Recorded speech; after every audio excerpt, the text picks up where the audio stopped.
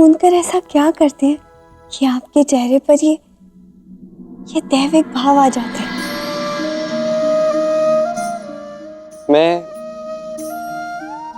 मैं अपने हृदय में जाके बैठता, कुछ क्षण वहीं बिताता।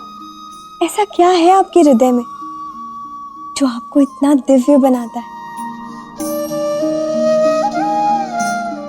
यदि आपको बुरा ना लगे तो मैं भी आपके हृदय में जाना चाहती हूँ। और आप एक दिन अवश्य जाओगे, आप वहां जाओगे और आप देखोगे वहां क्या है। जी, वैसे अभी तो आप ये देखिए कृष्ण, मुझे वो भव्य बेल का वृक्ष मिल गया। देखिए कितने सुंदर बेल पत्र तोड़कर लाई हूं मैं वहां से। हाँ, है तो बहुत ही अच्छे, पर अब जो आपने इन्हें तोड़ दिया है तो शीघ्र ही महादेव पे चढ़ा दीजिएगा। हाँ, और वैसे भी पूजा के दिवस मैं हम दोनों के लिए और पत्र ले आऊंगी। मैं चाहती हूँ कि पूजन में हम दोनों मिलकर महादेव को ये अद्भुत बेलपत्र चढ़ाएं। अवश्य। ये लीजिए, आपका भोजन भी आ गया। भोजन? किंतु रुक्मिणी, मैंने तो तृप्त होकर भोजन कर लिया था। आप ये ऐसे ही कह रहे हैं ना कृष्ण? भला इतने से चावल खाकर आपका पेट कैसे भर सकता है?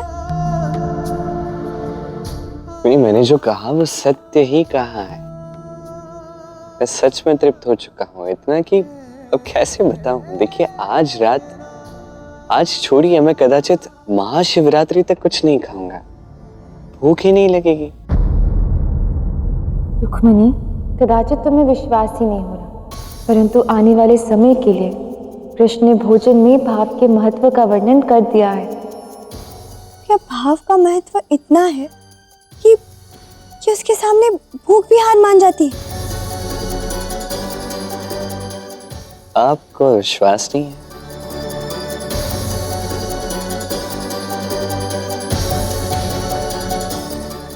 तो आप स्वयं खाकर देख लीजिए। आप स्वयं देख लीजिए, जब मित्र प्रेम से भोजन लाता है तो उसे खाकर पेट किस प्रकार भर जाता है, किस प्रकार तृप्ति मिलती है, आप स्वयं अनुभव कीजिए। सुनिए, कृपा करके भोजन पुनः ले जाइए, मैं खा नहीं पाऊंगा। रुक्मिणी, जैसा आप कहें, भोजन ले जाइए। रुक्मिणी, मुझे आपसे एक और प्रश्न पूछना था। क्या आपने सुदामा के लिए कक्ष और अन्य आवश्यक वस्तुएं उपलब्ध करवा दी हैं? हाँ, उनके रुकने की व्यवस्था महल के सबसे अच्छे कक्ष में की है,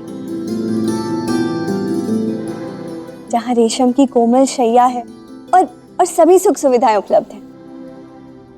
रेशम की कोमल शैया सुदामा के लिए? हाँ श्री कृष्ण, वो हमारी राज अतिथि हैं, महापंडित हैं, उनके लिए इतने संसाधन तो उपलब्ध करवाने ही थे ना।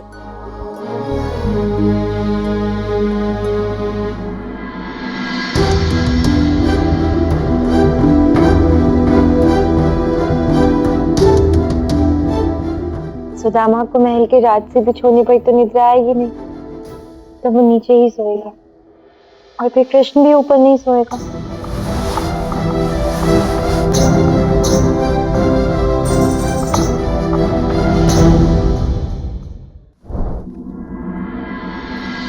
श्री कृष्ण, ये आप क्या कर रहे हैं? मैं धरा पर सोने जा रहा हूँ। किंतु क्यों? मेरा सखा आया है द्वारका, यहाँ द्वारका में आग है, वो धरा पर सो रहा है। रुक्मिणी, मैं शैया पर कैसे सो? किंतु वो रेशम की कोमल शैया पर ही सो रहे। मैं स्वयं उन्हें उनका कक्ष दिखा कर आई हूँ।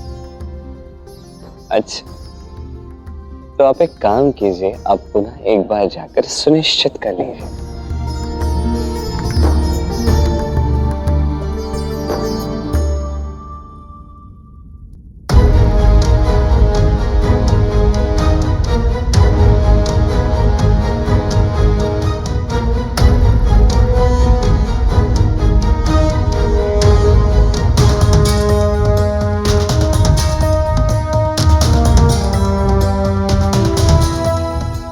बिना यहाँ आए कृष्ण ने कैसे जाना?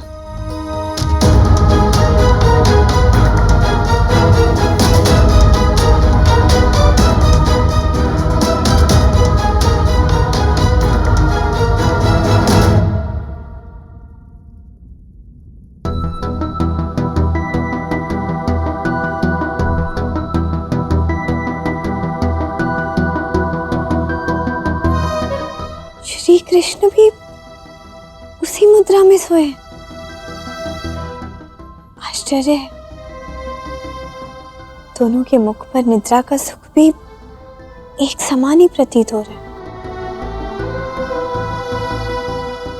जब मेरे पति नीचे सोए हैं तो मैं ऊपर कैसे सो सकती हूँ?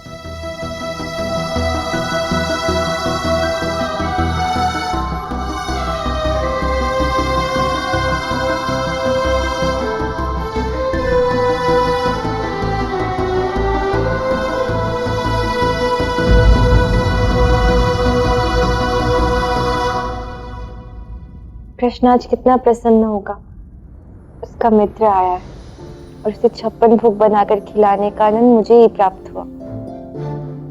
इसी आनंद के साथ मुझे गहरी निद्रा भी आएगी।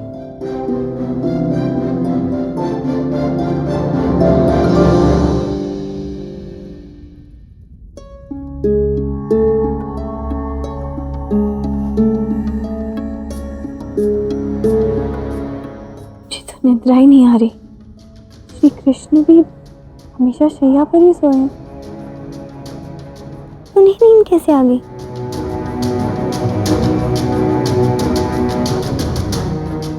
रुक्मिणी, सुदामा के द्वारा तुम शीघ्र समझ जाओगी कि सखा प्रेम में एक सखा का सुख दुख बांट कर ही दूसरा सुख प्राप्त करता है। उससे संतुष्टि मिलती है और फिर उसे ऐसी निद्रा आती है जिसके लिए उसे किसी रेशम की कोमल शैया की आवश्यकता नहीं।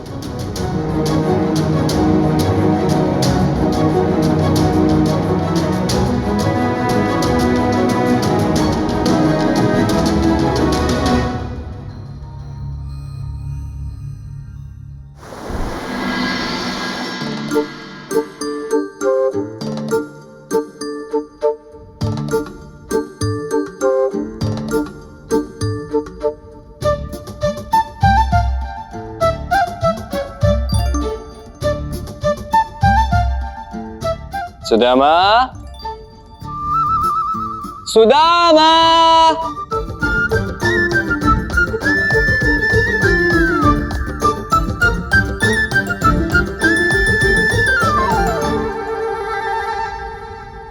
गाना आ रहा है। उसने रात से यह प्रबंध किया है मेरे लिए। यदि उसने मुझे धरती पर सोते हुए देख लिया तो आहत हो जाएगा।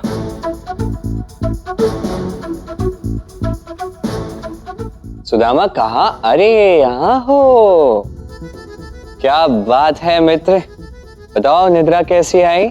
उत्तम मित्र, अति उत्तम। रुक्मणी भाभी ने तो रात से यह प्रबंध किया था मेरे लिए। देखो, यह सारी सुख सुविधा है, रेशमी कोमल की सैया। इस पर तो लेटते ही नींद आ गई थी मुझे।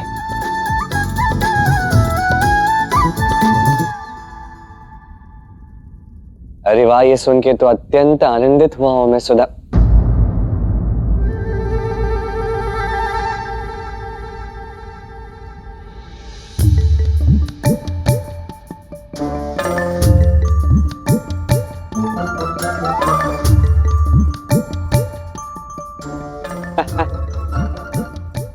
ये क्या है सुदामा, और ये वहां क्या कर रहा था तुम? तो वो मित्र, वो कान का लौंग है, नीचे गिर गया था। ये सब छोड़ो मित्र, तुम बताओ तुम्हारी निद्रा कैसी हुई? मेरी निद्रा? अब मेरा सखा स्वयं द्वारका आया है तो जिस प्रसन्नता के साथ मैं सोया हूं, जिस निश्चिंतता के साथ मैं सोया हूं, मैं क्या बताऊं सुधा।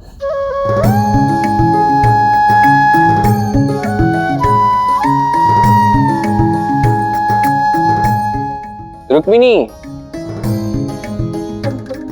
आप बताइए, आपको कैसी निद्रा आई? यदि मेरे पति श्री कृष्ण को इतनी अच्छी निद्रा आई तो मुझे भी तो अच्छी निद्रा आई होगी, है ना? क्या बात है। इसका तात्पर्य है कि कल रात्रि में आपको अत्यंत गहरी निद्रा आई थी, क्यों?